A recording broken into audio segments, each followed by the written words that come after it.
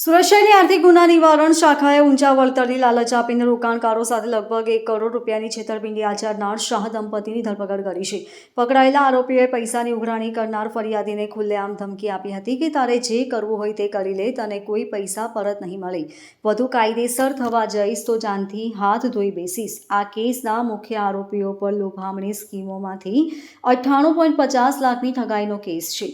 અગાઉ તેની ધરપકડ CID ક્રાઇમ દ્વારા કરવામાં આવી હતી અને આ દંપતી જેલમાં હતા. ફરિયાદી મિલન ભરતભાઈ ભાતિયાની ફરિયાદના આધારે આ દંપતી વિરુદ્ધ કાપોદ્રા પોલીસ સ્ટેશનમાં તારીખ 19/10/2025ના રોજ ગુનો નોંધવામાં આવ્યો હતો.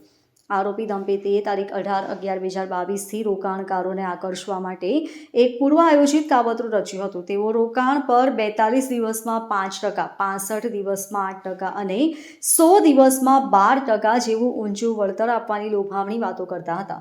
રોકાણકારોનો વિશ્વાસ જીતવા માટે આ કંપની SEBI રજિસ્ટર્ડ ન હોવા છતાં પણ તેઓ SEBIમાં રજિસ્ટર્ડ હોવાનું ખોટું જણાવી લોકોને ગેરમાર્ગે દોરતા હતા. હાર્દિક કુમાર અશોકભાઈ શાહ અને તેની પત્ની પૂજાબેન શાહ છે, જેઓ સાશ ઇન્વેસ્ટમેન્ટ કંપનીના માલિક અને વહીવટકર્તા છે.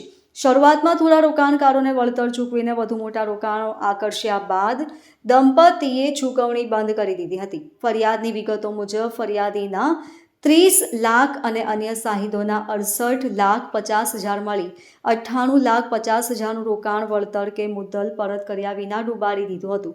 જ્યારે ફરિયાદીએ પોતાના રોકાયેલા રૂપિયાની ઉઘરાણી કરી ત્યારે આરોપી હાર્દિક શાહે ઉશ્કેરાઈ જઈને માત્ર ગાળાગાળી જ નહોતી કરી, પરંતુ જાનથી મારી નાખવાની ધમકી પણ આપી હતી.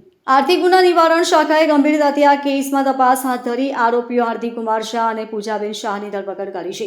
CID ક્રાઇમ દ્વારા દાખલ કેસમાં બંને આરોપી હાલ જેલમાં હતા.